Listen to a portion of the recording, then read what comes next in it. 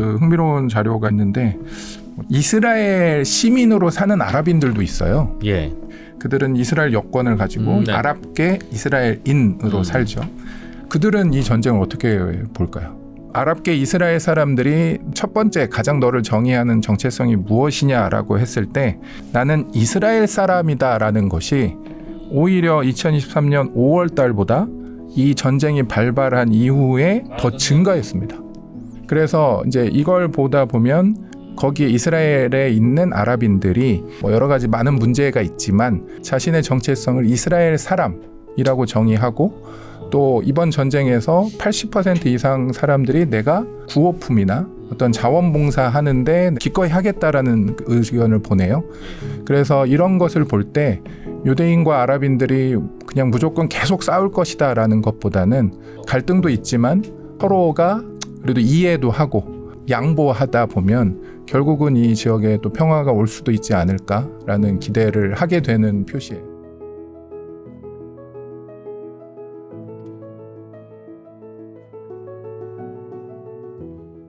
네, 경제의 신들을 모시고 그분의 인사이트와 깊은 생각을 들어보는 신과 대화 시간입니다. 오늘은 지구상에서 요즘 가장 신경이 쓰이고 관심도 가고 불안하기도 하고 그런 동네 미들리스트 중동 지역의 이슈를 좀 배워볼까 하는데요. 그래서 오늘은 이스라엘에서 엊그제까지 계속 계시던 분 한 분을 모셔왔습니다. 한동대학교의 한동 글로벌 센터를 맡고 계시는 유진상 교수님 모시고 이스라엘에 계시지만 또 이스라엘의 시각에서 본 다양한 중동 이슈들 많은 생각을 갖고 계신 듯하여서 모시겠습니다. 굿바이 팔레스타인이라는 책의 저자이기도 하신 유진상 교수님 만나보죠. 어서 오세요. 네, 안녕하십니까. 네, 반갑습니다. 예, 네. 저희 3프로TV는 처음이신가 봐요. 네, 방문은 처음이지만 그동안 꾸준히 챙겨왔습니다. 시청자이시다가 네네.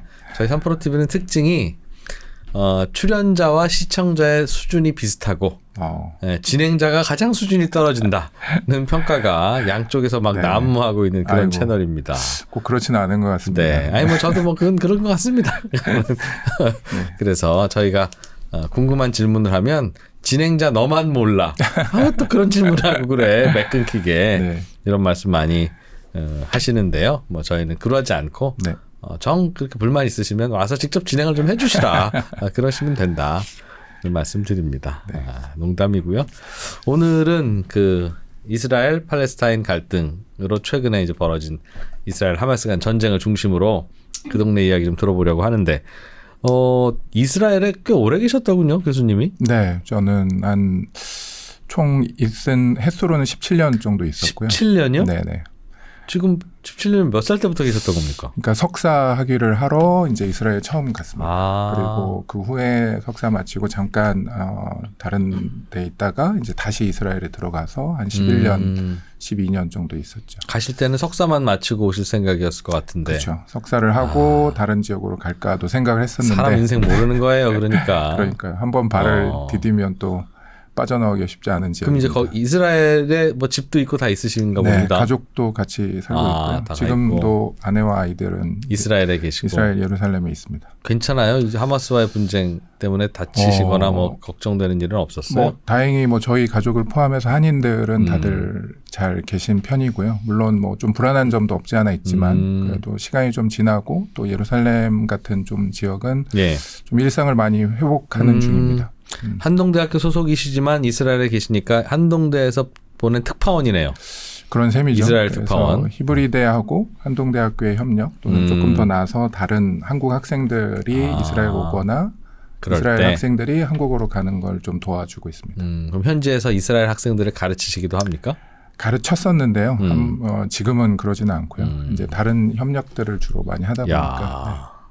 이스라엘의 속내나 이런 것들은 우리나라에서 제일 잘하시는 분이군요. 뭐 꼭 그러지는 않을 수 있지만 그래도 따끈따끈한 소식을 좀 전해볼까 합니다.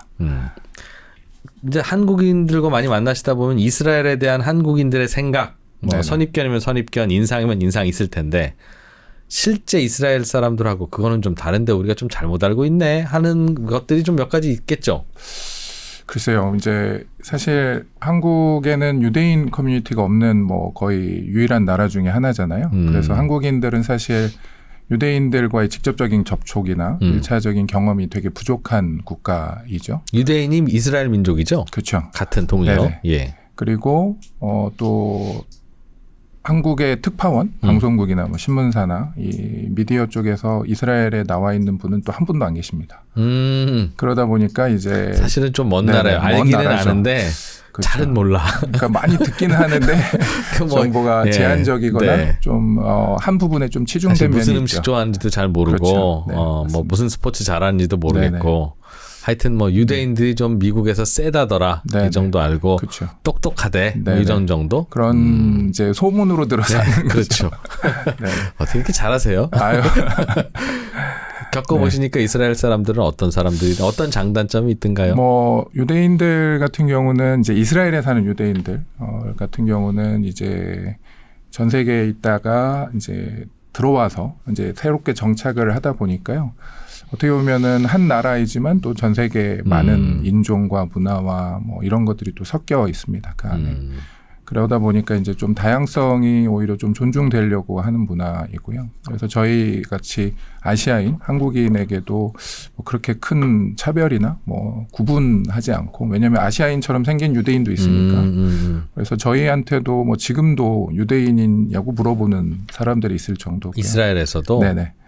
그래서 좀 그런 면에서 되게 독특한 나라죠. 유대인이라면 그 민족이 아니라 그 민족의 피가 과거에 섞이기만 했어도 유대인으로 보기 때문에 그런 겁니까? 그렇죠. 외모로 보면 우리는 딱 한 민족인지는 아는데. 그래서 이제 오랫동안 디아스포라로 흩어져 있었기 때문에 그래서 네네, 그런 이제 외향적인 면모는 많이 바뀌어 있고 섞여 있습니다. 그 동네 유대인들 말고는 이제 뭐 아랍인이라고 있죠. 부를 텐데 그 이스라엘인과 아랍인의 그 차이는 어떤 거예요? 뭐 생활 풍습이나 성격이나 뭐 상당한 차이가 있습니다. 그러니까 아랍인이라면 조금은 더 어떻게 보면 이제 그 지역의 토착 세력이죠. 토착으로 오래 지내왔고 또 주변에 더 큰 범위에서 아랍 국가, 아랍 문화들이 예. 있기 때문에 이제 언어도 다르고 뭐 문화도 다르고 또 종교도 다르기 때문에 유대인과 아랍인들은 외향적으로도 조금 차이가 있고요.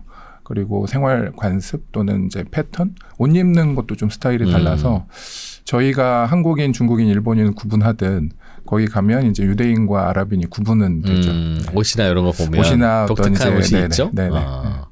그래서 그런 부분들을 이제 구분이 됩니다. 성격, 국민성의 장단점은 각각 어떻습니까? 성격, 국민성은 아랍인들은 이제 아무래도 유목 문화의 어떤 그게 계속 이어져 내려오다 보니까 낯선 사람에게 일단 되게 친절하게 다가와요. 그리고 이제 그런 친절함을 먼저 베풀면서 아랍인들은 그리고 그러면서 관계를 통해서 저 사람과 어떻게 앞으로 지낼지 또는 어떤 사람인지를 파악을 하려고 하고요.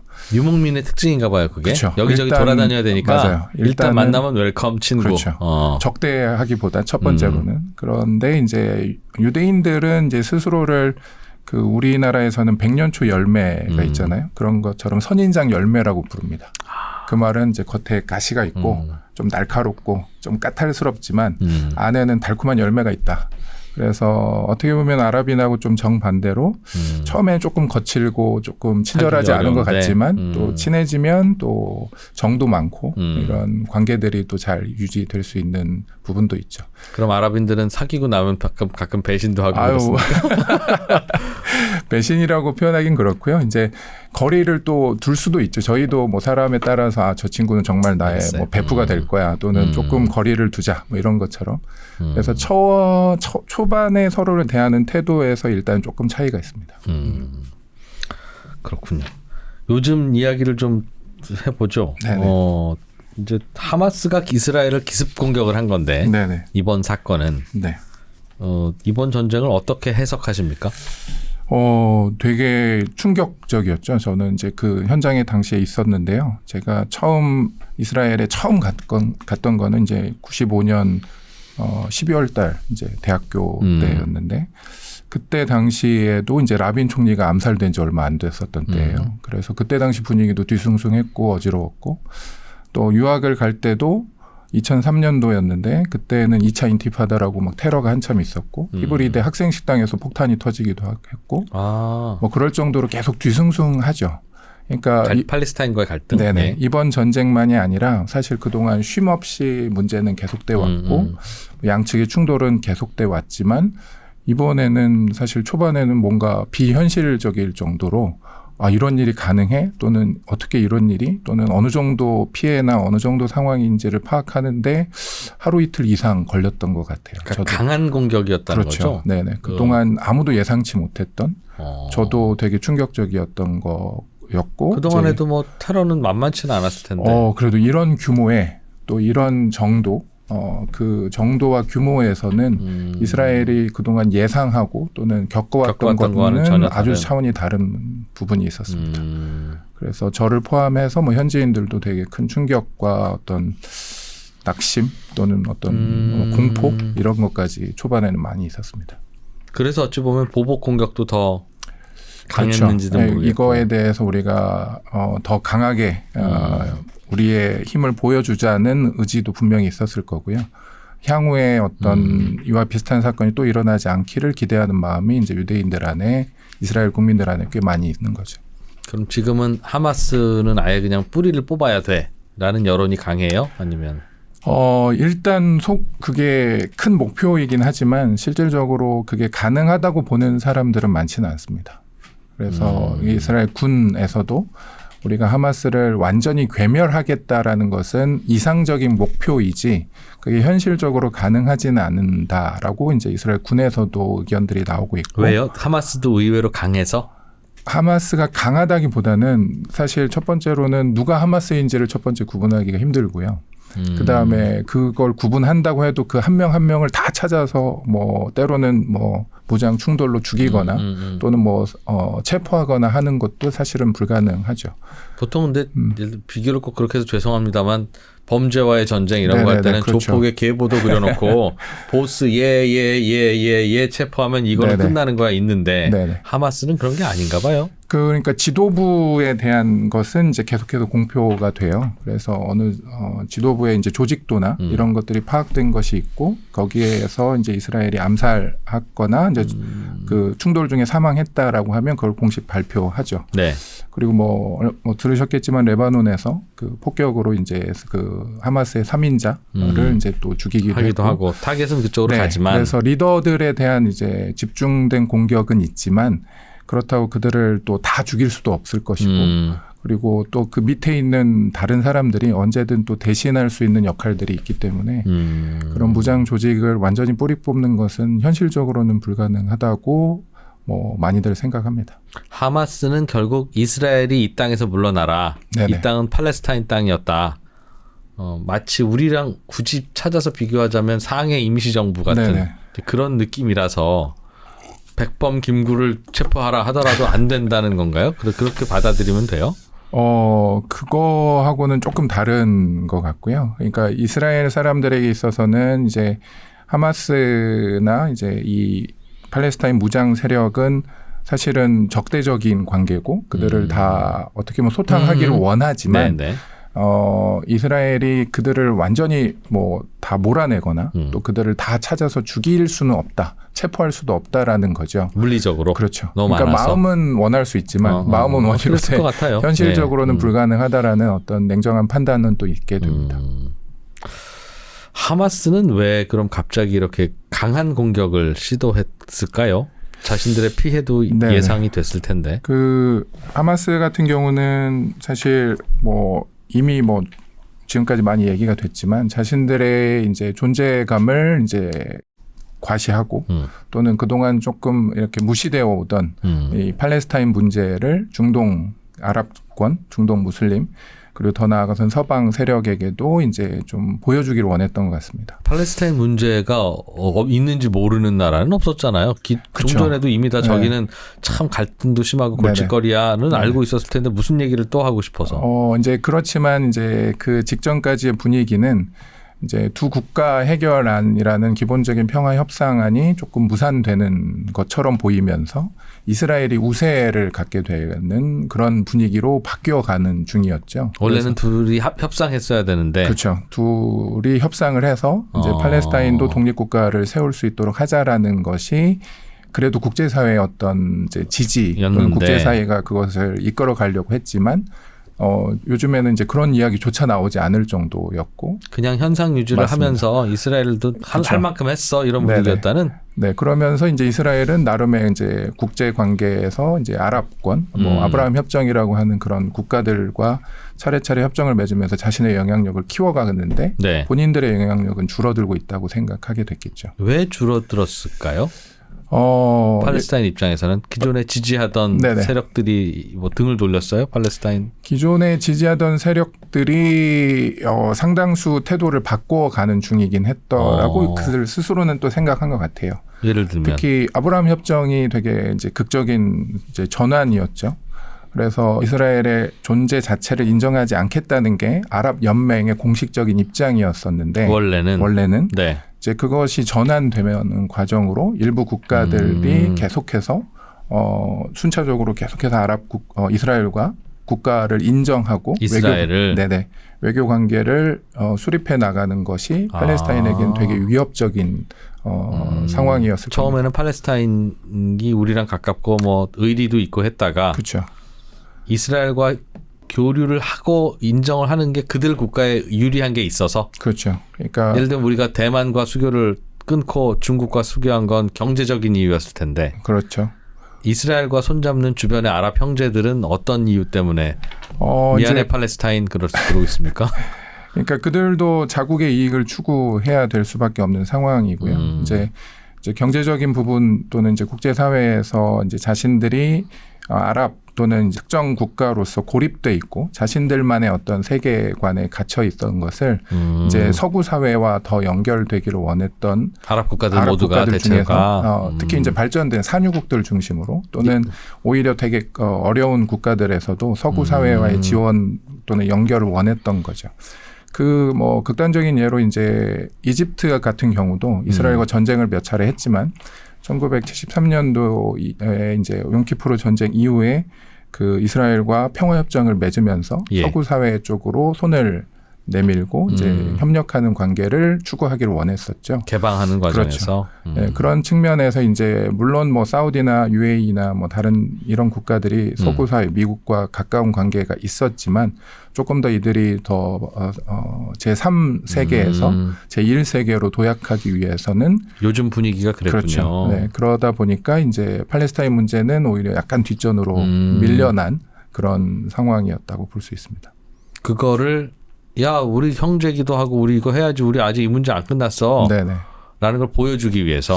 그렇죠. 그리고 뭐 하마스도 이번 사건을 통해서 이 모든 문제를 당장 해결할 수는 없겠지만 이렇게 좀 최대한 강한 충격을 주므로 이스라엘에게 그리고 더 나아가서 다른 사람들에게 자신의 존재가 살아있음을 알리고 또 지원을 강화하려는 어떤 시도가 있었던 것 같고요.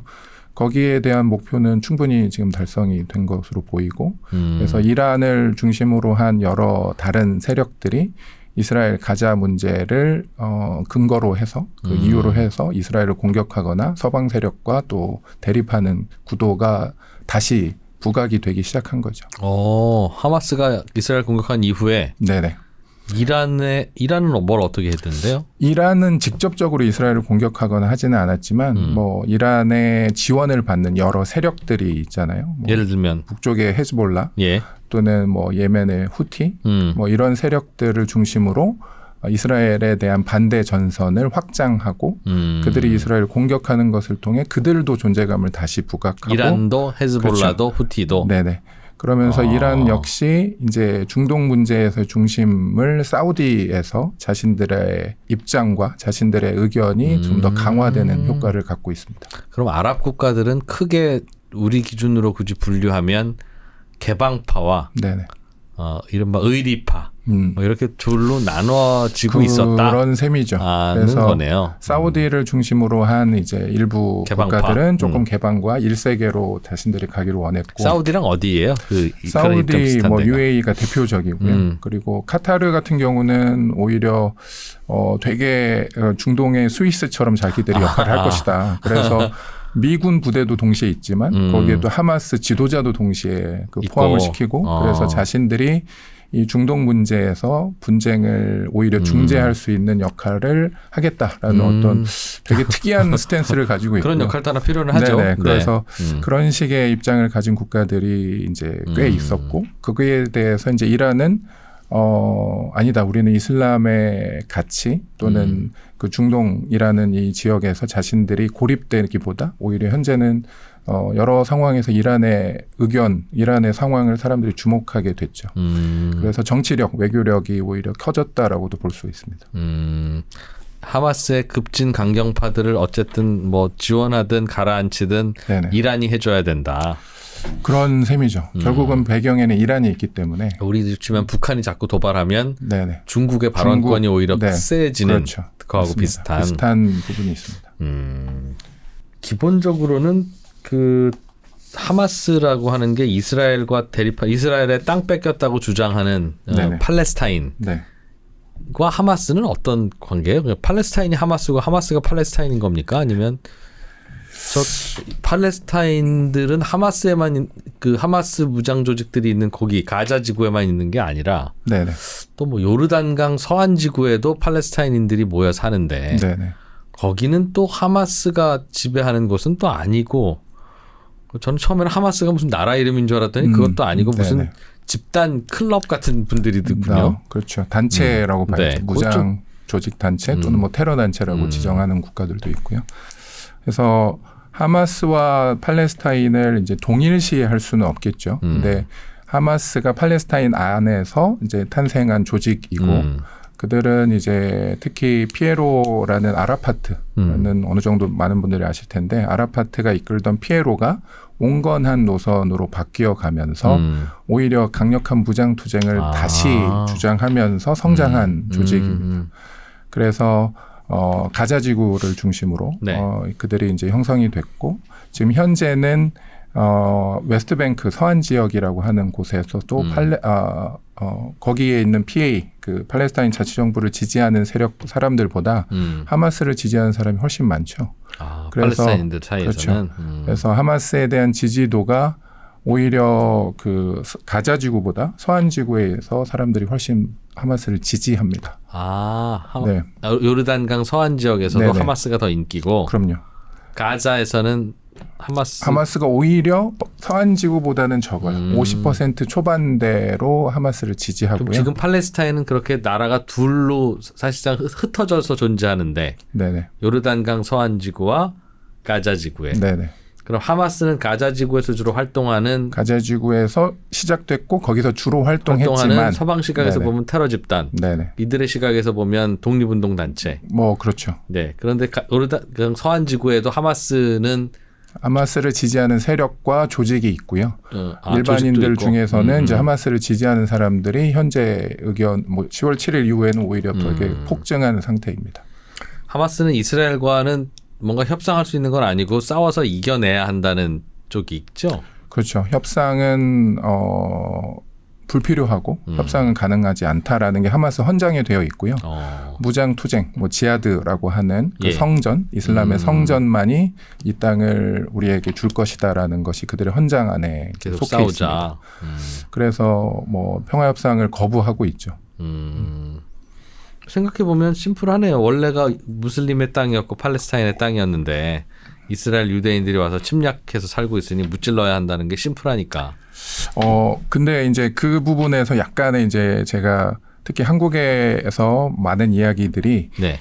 이제 국제사회나 이제 이런 부분에서의 이야기들 중에서 이제 제가 적어도 보기에는 조금은 한쪽의 이야기들이 많이 있습니다. 네. 특히 한국에서 중동 문제, 이스라엘 분쟁에 대해서 이야기를 하시는 많은 분들이 이스라엘에 대해서 공부를 하신 분들보다는 이제 중동 문제 또는 이슬람 문제 이런 것에 전공하신 분들이 조금 더 많으시더라고요. 예, 예. 그러다 보니까 이제 그쪽의 그 내러티브를 더 많이 이야기하시게 이란, 이라크, 사우디 되고요. 뭐 이런 쪽 공부하다 그렇죠. 보니 뭐 이집트 뭐 이런 쪽에서 공부를 하신 분들이 많죠. 그래서 저도 이제 그 이제 뭐 한국에서 많은 이야기가 되는 것들을 이제 봤는데요.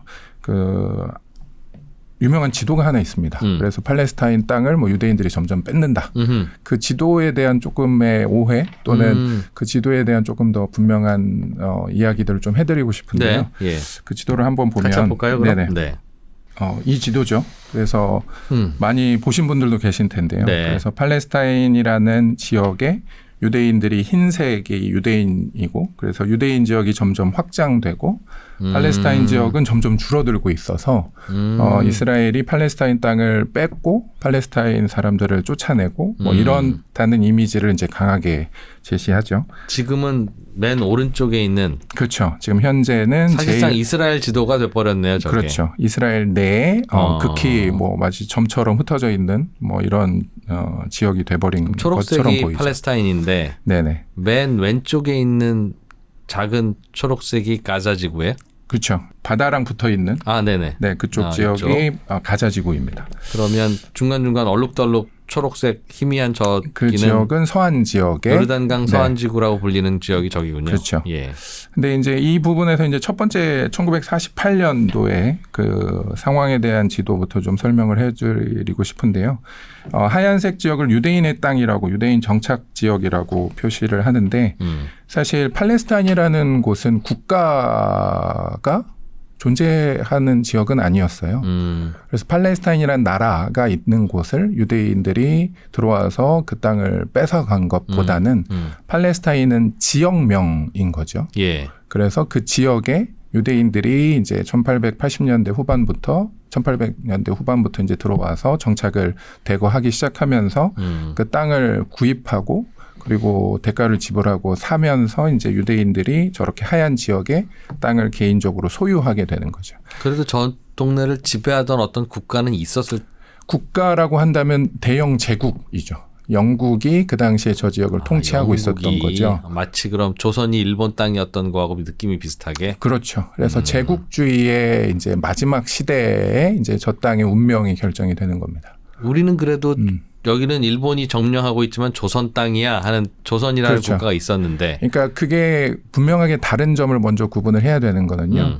일제가 우리를 강점한 거죠. 네. 우리가 주권 국가였고 예. 우리가 원하지 않지만 그들이 강제로 우리를 점령했고 네. 우리는 주권을 회복하려는 독립운동을 한 것이고요. 네. 이 지역은 오스만 투르크 영국 이전에는 오스만 투르크 제국 그 이전에 또 다른 제국들의 오랜 시간 제국의 일부 지역으로 있었고 네. 그 지역에 여러 민족들이 섞여 살았죠. 그러다가 예. 이제 1900년대 초반에 뭐 민족 자결주의 이런 운동들이 일어나면서 제국주의는 옳지 않다. 네. 그래서 각 지역에 사는 소수 민족들이 각자의 독립국가를 수립하는 것이 옳다. 네. 이런 이제 주장이 있었고 우리나라도 그래서 일제 강점에 저항하기 위해서 독립운동이 그때 비슷한 그렇죠. 시기에 예. 시작을 한 것과 맥락이 같습니다. 그래서 저 지역에도 아랍인과 유대인이 영국의 통치하에 살고 있었던 땅이었고 그래서 그 땅에 아랍 국가와 유대 국가를 세우자는 것이 목표였던 거죠. 이미 예전에 우리 국가는 없어졌으니. 그렇죠. 팔레스타인이라는 국가는 존재한 적이 없었으니까. 존재한 적이 없었고. 네네. 네. 있다면 오스만 투르크의 일원이었는데. 그렇죠. 이미 그 나라 없어졌으니. 오스만 투르크도 이제 없어졌고 그리고 그 땅을 포기했고 그 땅을 영국이 차지한 상태였기 때문에 영국은 또 거기에서 이제 제국주의를 포기하고 거기에 살던 소수 민족들이 각각의 나라를 세우자라는 그럼 것이 오스만 목표였습니다. 투르크를 대영 제국이 무너뜨린 것조차도 아니고. 오스만 투르크를 완전히 무너뜨리지는 못했고요. 이제 오스만 투르크의 큰 제국의 많은 영토를 영국과 프랑스가 나누어 가졌고 지금은 오스만 투르크는 현재 투르키의 지역으로 이제 줄어들게 된 거죠. 그럼 팔레스타인 지방에서는 옛 오스만 투르크 제국의 일원이었던 우리가 오스만 투르크의 영광을 회복하자. 마치 우리가 네네. 조선 독립을 염원했던 것처럼 그런 게 아니었나 보군요. 그런 거는 아니었죠. 그래서 조금 더 사실 정확한 지도를 이야기하자면 예. 저기 파란색 땅이 유대인이 소유한 땅이고요. 녹색 지금 점처럼 역시 돼 있는 게 아랍인이 소유한 땅입니다. 네. 나머지는요? 나머지는 주인이 없는. 사실은 어떻게 보면 국유지 또는 이제 주인이 없는 딱히 개인 주인 없는. 그러니까 땅이라는 것은 사실 이제 사유지와 또는 공유지, 국유지로 나뉘잖아요. 근데 저 지역은 주권이 사실은 어떻게 보면 대영 제국이 통치는 하고 있지만 사실상 어떻게 보면 진공 오너십은 상태였고 없는. 그렇죠. 개인의 소유지로 땅을 구분한다면 저렇게 해야 되는 것이지 예. 팔레스타인이라는 국가 또는 어떤 그 집단적인 땅으로서의 팔레스타인을 의미하면 조금은 혼돈이 나게 됩니다. 예. 그래서 이제 여기에 따라서 그 다음 지도에서 이제 1947년에 유엔이 분할안을 내게 됩니다. 네. 그래서 얼핏 보면 이스라엘에 할당된 땅이 되게 많은 것 같지만 사실 첫 번째 제일 왼쪽 지도에서 보듯이 그 밑에 지역은 아무도 정착하려고 하지 않고요. 너무 광야고 황무지니까 예. 지금도 사람이 거의 살지 않습니다. 흰색 땅은. 네네. 그 첫 번째 지도의 밑에 부분. 예. 그래서 이제 이스라엘에게 할당된 많은 부분이 사실상 황무지였고요. 주로 이제 유대인이 이제 소유한 땅을 중심으로 이제 이스라엘이 땅을 나라를 세워라라는 것이 허락이 된 거죠. 제한이 된 거죠. 예. 근데 이 제한에 대해서 이제 이스라엘은 팔레스타인 땅이 아니라 여기 아랍 국가를 세워라라는 것이 제안이었고 나머지 지역은 유대 국가를 세워라라는 것이 이제 유엔의 1947년의 제안이었습니다. 빨간색은 아랍 국가. 아랍 국가. 팔레스타인과 아랍 국가의 차이가 뭡니까? 그러니까 다시 조금 분명하게 정리를 하자면요. 예. 팔레스타인 또는 팔레스티니안 그러니까 팔레스타인 사람들이라고 하면 이때까지만 해도 예. 거기에 살던 유대인, 아랍인, 외국인 뭐 여러 사람들을 포함한 사람인 거죠. 그렇죠. 저희가 미국인이라고 할 때 한국계 미국인, 뭐 인디안, 뭐 중국계 미국인, 네. 뭐 여러 뭐 앵글로색스, 뭐 독일계 미국인, 아이리시 미국인 하는 것처럼 여러 사람들이 섞여서 살던 지역이라고 봐야겠죠. 예. 그래서 그 지역의 두 민족이 너무 다르고 함께 한 나라를 세우기는 불가능하다. 이 둘이 1947년 이전까지 계속 충돌을 해왔거든요. 예. 그러다 보니까 이 주도권을 주기 위해서 계속 충돌하고 무력 투쟁을 하는 이 두 민족을 두 개의 나라로 차라리 나누어서 살아라는 게 이제 유엔의 제안이었죠. 빨간색 나라와 하얀색 나라. 그렇죠. 그래서 빨간색과 하얀색이 보니까 아니 나누려면 우리나라처럼 깔끔하게 38선 2국으로 깔끔하게 나누지. 그렇죠. 이거 나눈 거 맞아? 할 네네. 만큼 섞어놨는데. 맞습니다. 왜 저렇게 됐어요? 저 안이? 그 첫 번째 지도에 약간의 힌트가 있죠. 그러니까 파란색 땅이 이제 유대인이 개인적으로 소유한 땅이었기 때문에 그 소유권을 무시할 수는 없었습니다. 이미 섞여서 살고 그렇죠. 있었으니까. 이미 섞여서 살고 있었기 때문에 그 섞여서 사는 지역에서 최대한 사유지를 인정하는 것으로 기본적인 어떤 출발이 있었고요. 그러다 보니까 저렇게 쪼개진 세 개로 쪼개진 땅이 돼버린 거죠. 그래서 이 안을 이제 유대인들은 받아들였고 이제 저 유엔의 분할안에 따른 지역에서 이스라엘은 독립을 선언하게 됐고요. 거기에 이제 반대하는 많은 아랍 국가들이 이제 이스라엘과 전쟁을 벌이게 됐죠. 그래서 전쟁 이후에 이제 1949년부터 1967년 지도라고 이렇게 나타내는 저 지도도 사실 조금 수정을 해야 되는데요. 좀 더 정확한 지도는 이렇게 봐야 될 것 같아요. 그러니까 서한 지역에 팔레스타인이란 국가가 수립된 것이 아니라 네. 서한 지역은 요르단이 차지했고 병합했고요. 예. 그다음에 가자 지구는 이집트가 차지하고 이집트 땅으로 귀속됩니다. 그래서 1967년도까지는 예. 가자 지역은 이집트 사람으로 살았고요. 서한 지역은 요르단 사람으로 살았어요. 그만큼 본인들의 국가는 없었던 사람들이네. 그렇죠. 그럼 이집트인들과 저 팔레스타인인들은 민족도 다른데?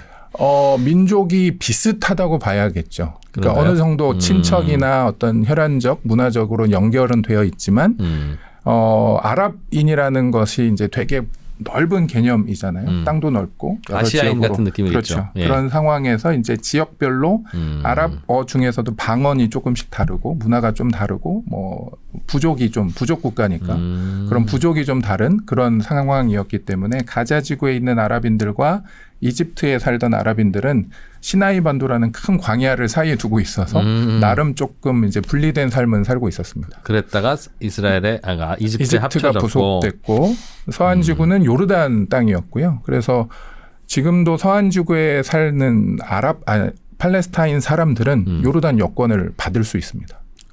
지금까지도. 요르단 국민이었었다 요르단 이거군요. 국민이었기 때문에. 민족은 아까 조금 다른데 똑같이. 사실 요르단의 뭐 70% 이상이 팔레스타인 사람이라고 하는 이유는 요르단이라는 국가가 수립된 땅이 사실은 팔레스타인 땅이기도 해요. 그래서 팔레스타인 사람이라고 할 때는 요르단에 살고 있는 많은 사람도 역시 팔레스타인 사람이고 서한 지구에 사는 팔레스타인 아랍 사람들은 요르단에 사는 아랍 사람들과 매우 밀접한 관계가 있습니다. 그래서 가족으로 또는 결혼으로 여러 문화적으로 언어적으로도 동일한 지역이고요. 그래서 서한 지구는 요르단과 되게 가까운 곳이죠, 실제로. 그래서 저렇게 양쪽에 이집트와 요르단이라고 하는 국가가 있었다면 네네. 저 땅은 그 이스라엘과 분쟁이 생기기 전에도 이집트가 우리 땅이라고 하든가 요르단이 우리 땅이라고 하든가 네네. 그랬을 것 같은데. 그렇게 실제 했고요. 그래서 병합했어요. 서한 지구 같은 거는 요르단이 완전히 병합해서 요르단 땅이라고 선언했습니다. 가자 지구는 이집트가 완전 병합은 하지 않고 네. 그냥 자신에게 귀속된 지역이라고 했죠. 이들이 이제 이 지역의 팔레스타인 아랍인들을 위한 팔레스타인 지역에 사는 아랍인들을 위한 독립국가를 수립해 주었더라면 만약에 이스라엘과의 전쟁 이후에 네. 그러면 사실 가자 지구와 서한 지구의 팔레스타인 독립국가가 이미 수립되었을 텐데 주변 국가가 이스라엘과 전쟁을 하면서 팔레스타인 독립을 시켜주기를 위했던 것보다는 우리 땅. 오히려 우리 땅을 더 차지하자라는 이제 국가적인 이익을 추구한 것 아닌가 이렇게 볼 수도 있을 것 같습니다. 그리고 결국은 계속해서 이스라엘과의 전쟁과 무력적인 어떤 투쟁을 통해서 예. 이스라엘이 멸망할 수도 있다라는 어떤 계산하에 있었던 것 같아요. 이집트와 요르단이. 네네. 그때 당시만 해도.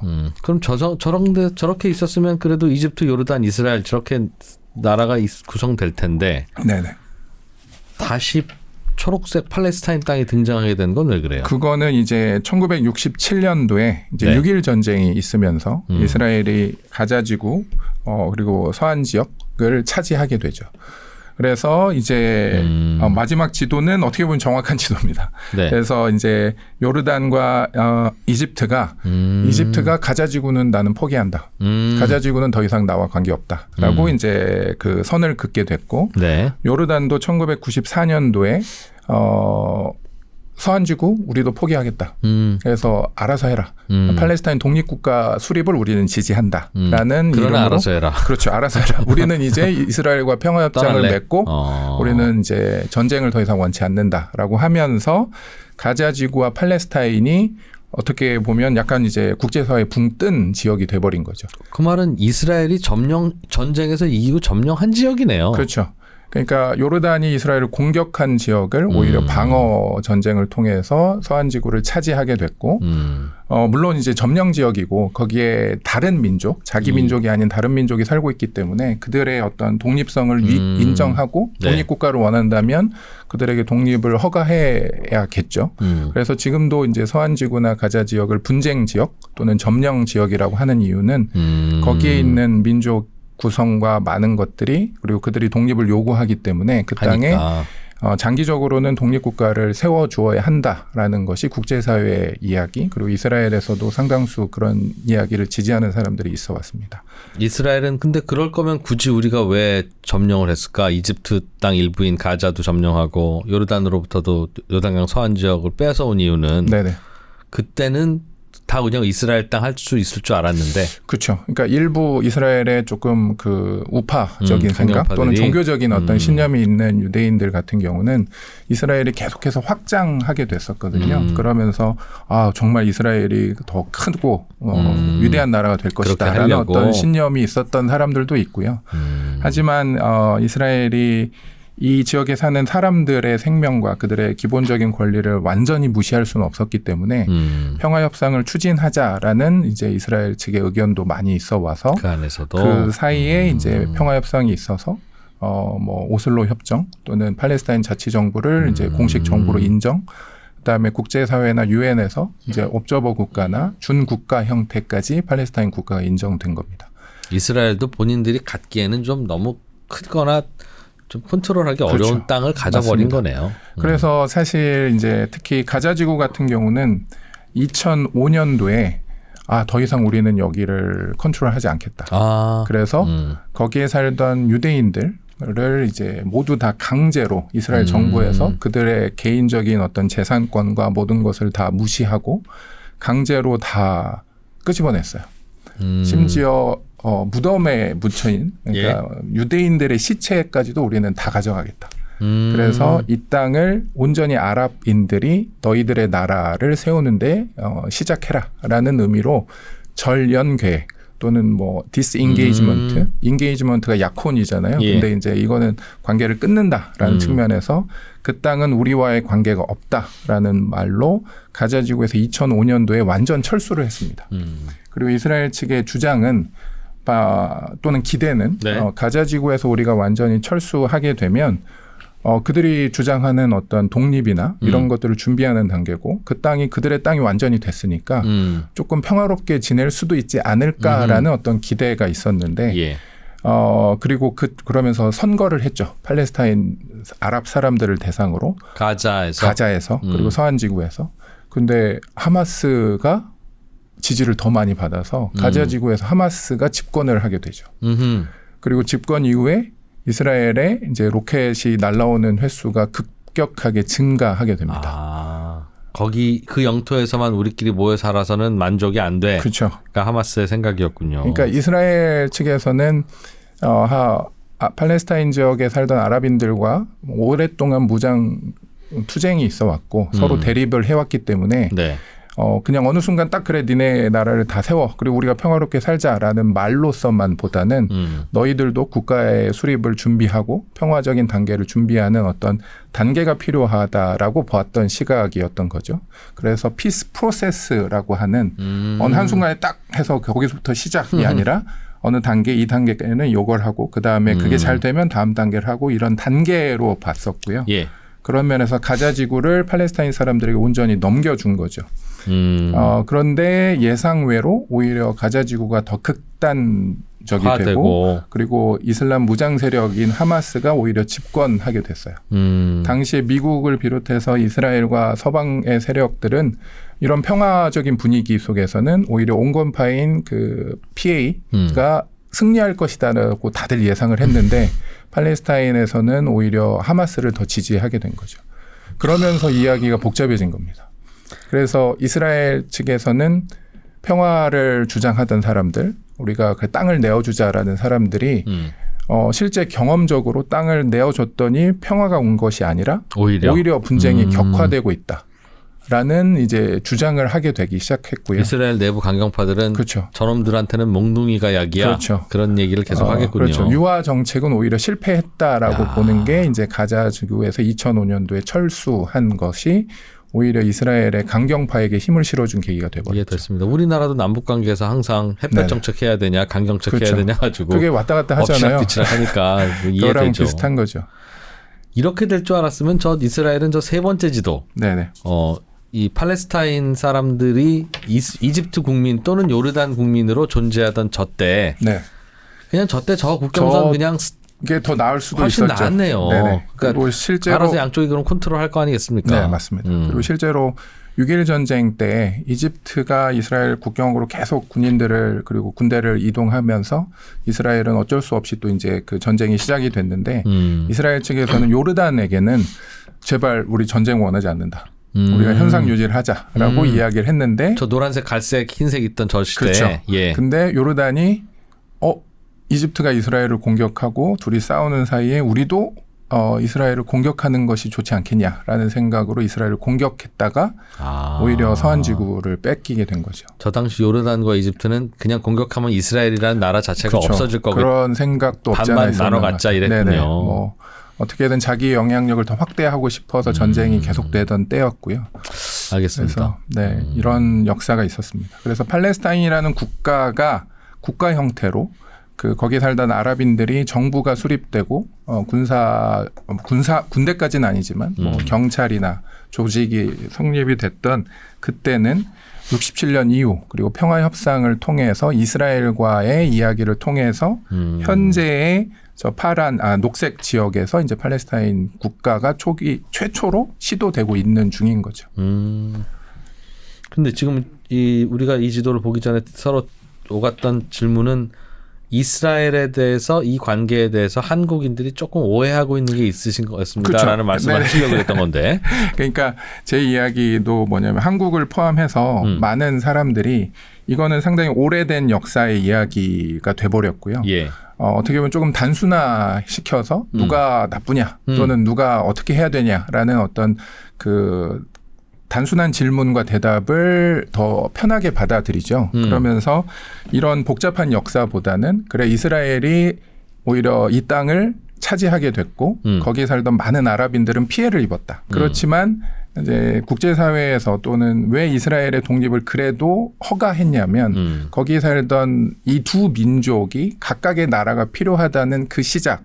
그게 투 스테이트 솔루션이라고 지금도 계속 이야기되지만 그게 있었다라는 것을 먼저 알아야 이 땅의 두 민족이 과연 평화롭게 살 것이냐 또는 앞으로 어떤 것이 가능하겠느냐를 좀 알 수가 있을 것 같아요. 오래전부터 원래 저 땅에는 이스라엘도 있었고 유대인이 있었죠. 유대인도 이스라엘은 있었고, 뭐 사라진 지 오래됐지만 네. 아랍인도 있었고요. 아랍인도 계속 대대로 살았다. 그렇죠. 그러니까 대영 제국 치하에서도. 네네. 그러니까 물론 유대인들이 조금 더 급격하게 들어온 건 있지만요. 예. 그때 당시 1800년대 후반, 1880년대부터 1945년까지 예. 아랍인 인구도 저 지역에 살던 아랍인 인구도 4배가 늘었어요. 지금 그때 대비 지금이. 아니요. 그때 당시에. 그때 당시에. 그러니까 그 말은 제 말 또 하나지 이제 우리가 확인해야 되는 거는 저 지역에 살던 아랍인들이 대대로 정말 수천 년을 살았느냐 아니면 또 급격하게 이주해 온 사람들이냐라는 거죠. 그러면 수천 년 살았던 인구로만 비교해 보면 유대인과 아랍인이 대충 몇 대 몇입니까? 그래도 유대인이 훨씬 소수긴 합니다. 훨씬 소수라는 게 뭐 100분의 1? 아니요, 10분의 1. 10분의 1 정도. 10분의 1, 한 15분의 1 정도. 네. 그래서 훨씬 소수이지만 그래도 유대인도 계속 있어 왔고 아랍인도 있어 왔던 제국의 영토였다가 예.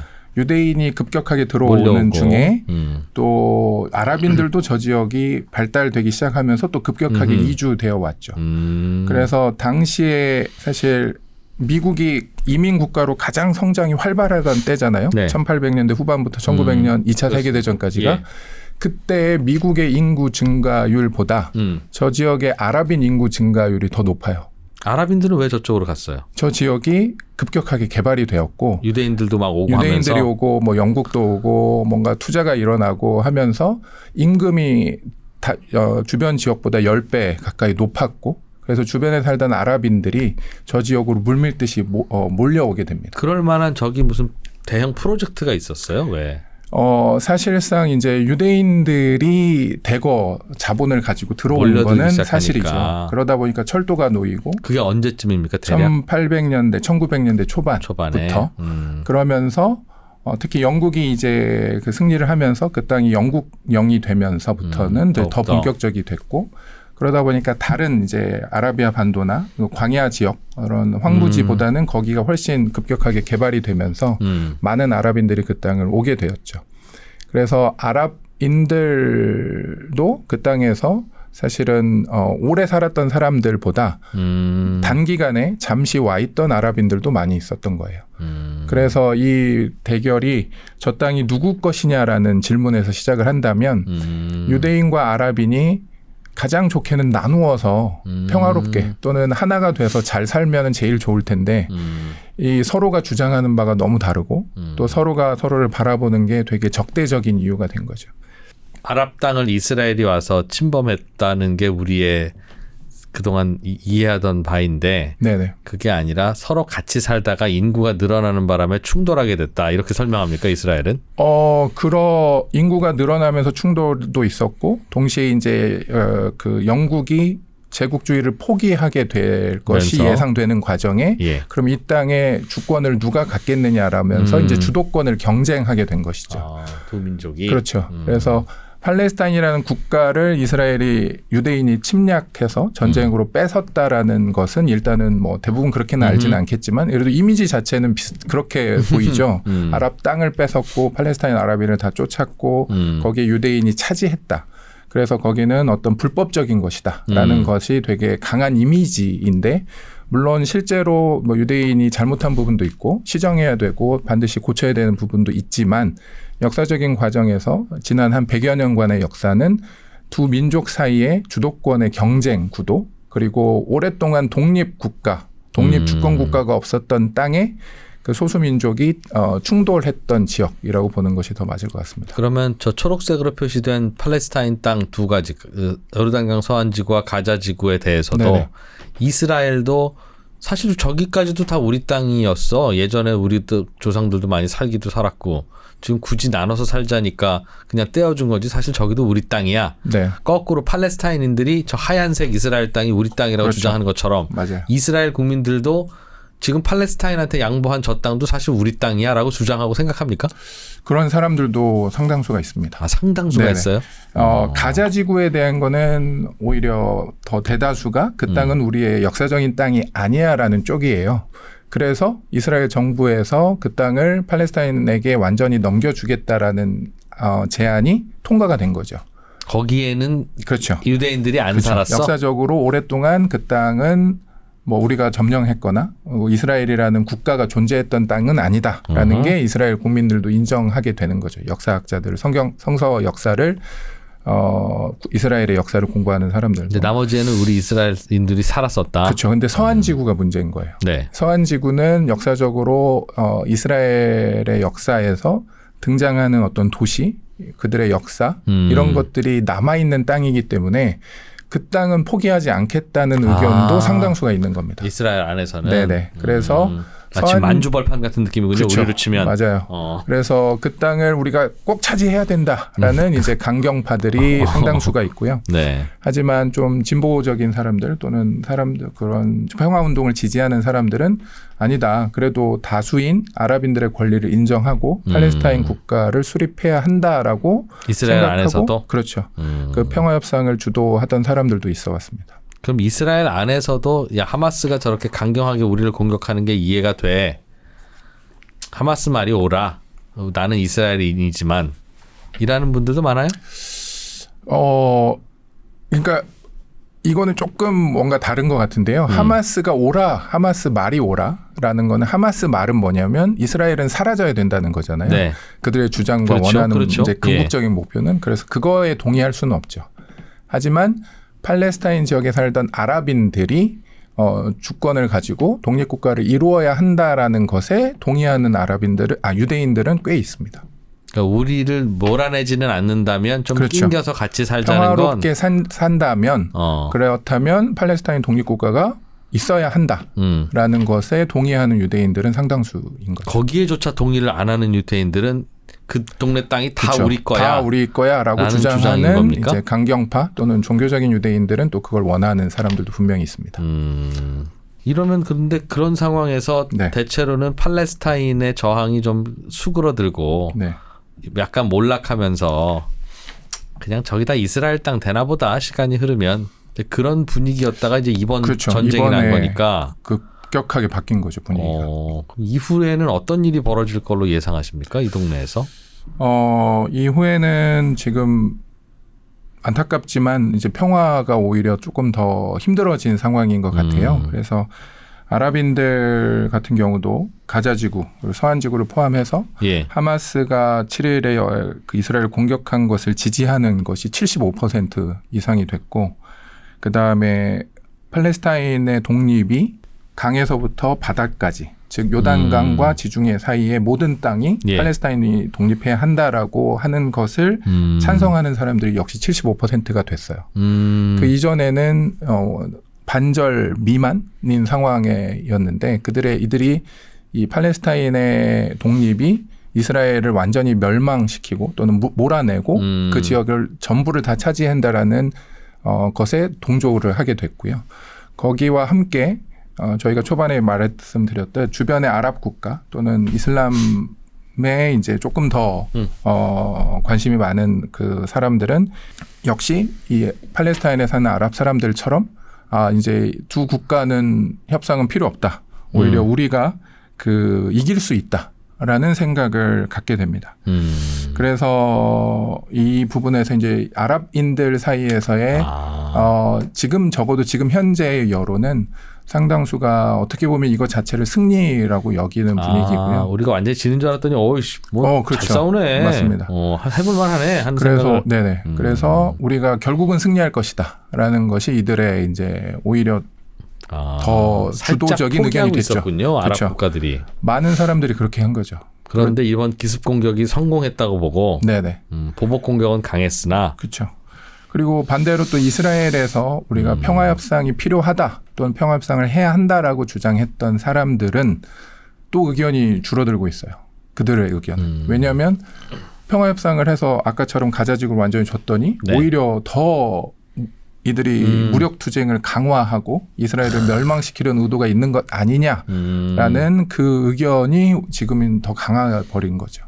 그럼 팔레스타인이나 이스라엘의 양쪽에서 강경파가 강경파가 득세하는 세워져 버린 겁니다. 일이 벌어졌군요. 네. 그래서 충돌이 더 잦아질 것이다. 네, 당분간은 적어도 이들이 강경파들의 의견이 더 강하게 표현될 것 같고요.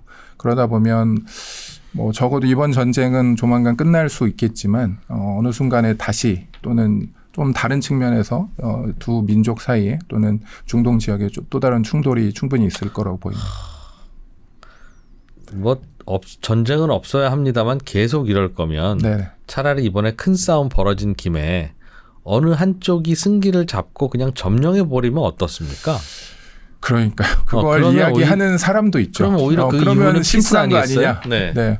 그러면 단순한 거 아니냐. 네. 해결될 거 아니냐라고 주장하는 사람도 있는데요. 그래도 가자지구에 같은 경우만 해도 200만 명 넘는 사람들이 살고 있는 땅이었고요. 또 그들의 어떤 권리나 이런 것들을 다 무시할 수는 없겠죠. 그래서 이스라엘이 가자지구를 재점령하고 거기를 다시 유대인들을 이주시키고 하는 것들을 원하는 사람도 분명히 있을 겁니다. 이스라엘 안에도. 하지만 그게 이스라엘의 다수의 의견을 차지하지는 않을 것 같아요. 이스라엘도 부담스럽다 이거든요. 부담스럽죠. 계속 저항하고 그럴 테니까. 그리고 수백만 명의 사람들을 그들의 앞으로의 미래를 우리가 어떻게 감당할 것이냐. 그러겠네요. 네. 국민이라면 먹여 살릴 수도 살려야 없고 되니까. 또 다시는 또 쫓아낼 수도 없고 그건 두 개 다 불가능한 이야기인 거죠. 그래서 되게 어려운 건데요. 근데 또 한 가지 어떻게 보면 약간의 희망이라고 하자면 1973년도에 용키프르 전쟁 이번에 10월 7일의 전쟁과 유사하다고 이스라엘이 되게 큰 피해를 입었다고 하는 전쟁이 있어요. 네. 그때는 그동안 계속 지던 아랍 국가들이 용키프르 전쟁이라고 하는 날에 이스라엘을 이제 급습하면서 상당한 성공을 거뒀다라고 자평하죠. 이스라엘도 큰 피해를 입었다라고 인정할 수밖에 없는 전쟁이었고요. 그런데 그때 이제 이집트는 그러면 우리는 이제 평화협상을 할 수 있다. 대등한 관계다라는 측면에서 이집트가 이스라엘과 평화협상을 추진하기 시작했어요. 네.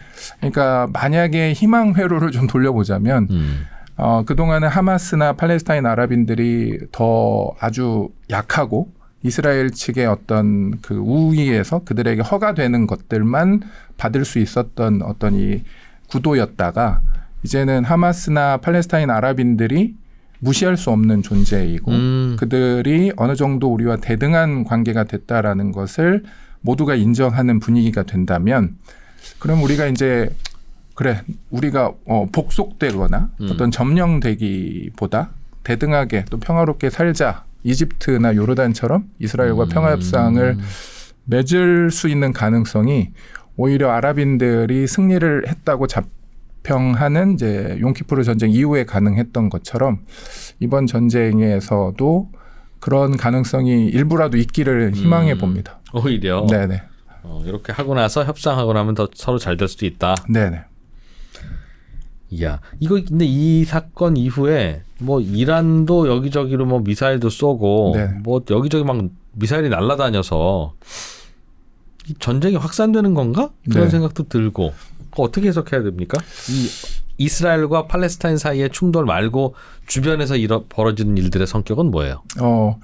주변에서 벌어지는 일들은 뭐 모두가 그거를 단순화시키기는 힘들지만요. 결국은 패권 또는 영향력의 확대를 원하는 사람들이 이 기회와 이야기를 통해서 자신들의 존재감을 부각시키려는 시도인 거죠. 예를 들면 뭐 후티가 예. 그동안 이제 후티 반군이 약간 오히려 국제사회에서 한동안 사우디랑 존재감 싸운다, 없었는데. 뭐 한다, 뭐 예멘을 이제는 어떻게 할 것이다라고 했다가 국제 뉴스에서나 국제사회에서 오히려 사라진 존재가 됐었잖아요. 이번 기회에 그런데 오히려 본인들이 가자의 팔레스타인을 우리가 지원한다. 우리는 이슬람의 어떤 선봉장이다. 뭐 이런 식의 존재감을 부각시켰고 레바논의 헤즈볼라도 마찬가지였고 이란 같은 경우도 사우디와 이런 나라들이 서방 세력과 함께 가면서 오히려 더 고립되는 위치에 있었다가 그들이 영향력이 우리가 중동은 내가 주무를 수 있어.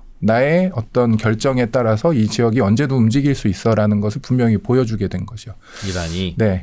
그렇지만 제가 그리고 또는 이스라엘 측에서 많이들 그래도 보는 이야기는 이것이 물론 전쟁이라는 게 예상치 못한 어느 한 사건으로 크게 전환될 수도 있지만 적어도 이번 사건으로 인해서 계속해서 다른 지역의 큰 전쟁으로 번질 것이다라고까지 보지는 않아요.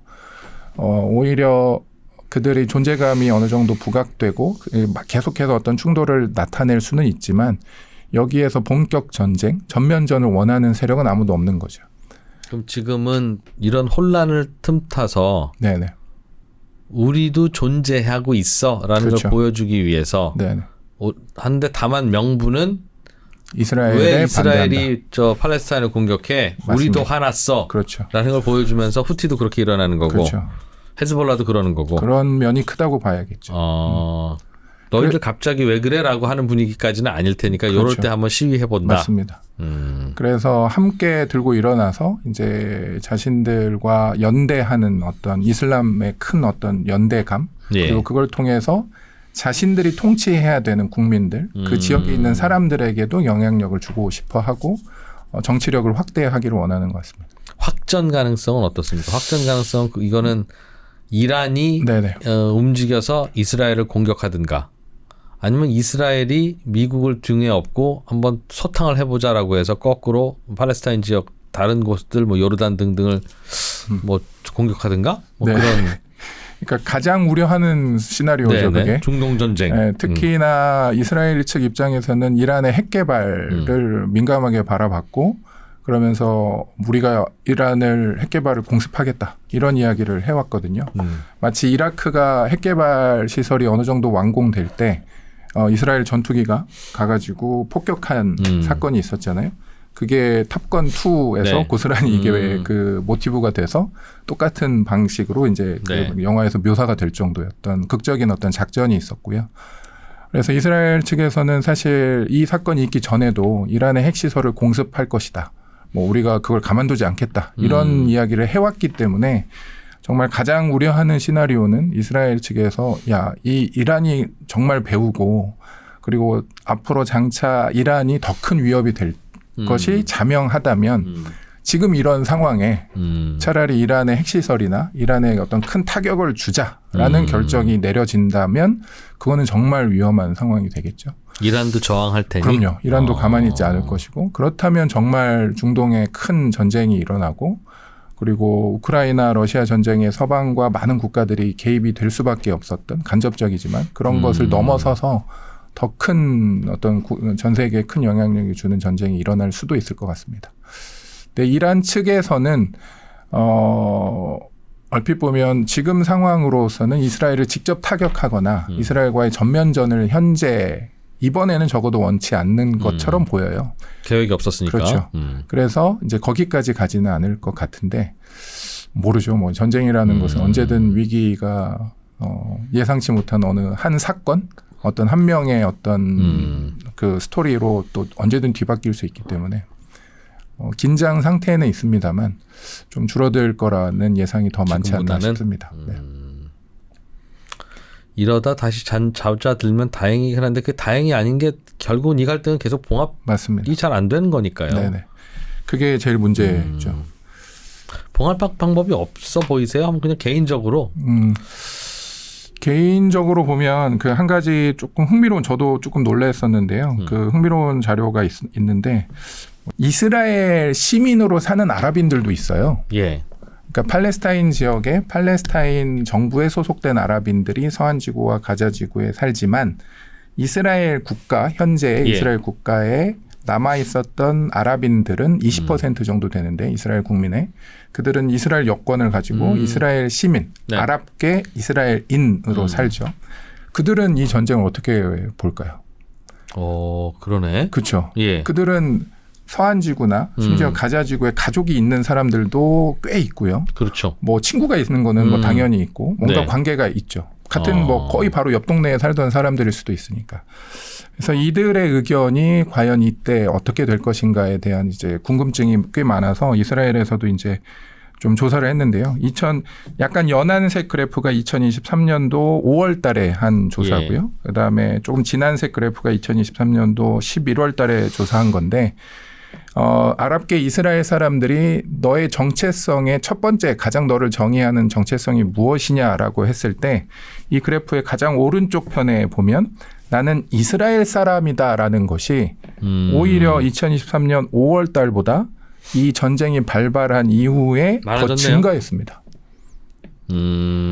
그리고 나는 아랍인이다. 또는 나는 팔레스타인 사람이다. 팔레스타인이라는 사람이라는 정체성이 나를 정의하는 첫 번째다라고 이야기하는 사람은 왼편에서 두 번째 16.5%에서 8.2%로 오히려 급격히 줄었어요. 반절 이상 줄었고 10% 미만으로 떨어지게 된 거죠. 그러니까 팔레스타인에 살지만 아니죠. 이스라엘에 사는 아랍인들이. 그래서 이제 이걸 보다 보면 이스라엘과의 경험이 거기에 이스라엘에 있는 아랍계 소수 민족으로 사는 아랍인들이 물론 갈등도 있고 때로는 2등 시민인 것처럼 느껴지기도 하고 뭐 저항도 하고 뭐 여러 가지 많은 문제가 있지만 오히려 이들은 지난 한 70여 년을 이스라엘 시민으로 살면서 자신의 정체성을 이스라엘 사람이라고 정의하고 또 이번 전쟁에서 80% 이상 사람들이 내가 이 전쟁에서 구호품이나 어떤 자원봉사 하는데 내가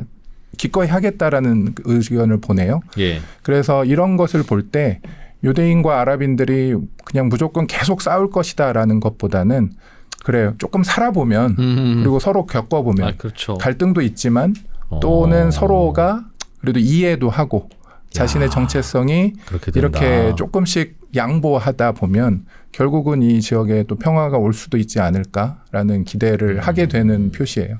갑자기 한일전이 벌어지면 일본에 유학 갔던 한국 유학생들이 저는 일본인입니다.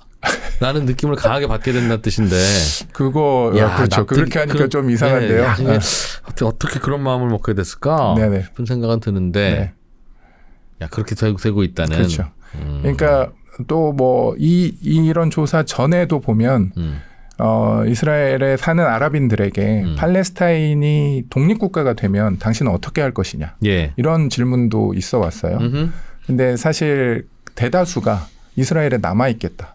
나는 팔레스타인 국가로 가지 않겠다. 나는 팔레스타인 아랍 국가보다 이스라엘을 통해서 얻는 권리와 혜택이 더 많다라고 이제 느끼게 되는 아랍인들도 있습니다.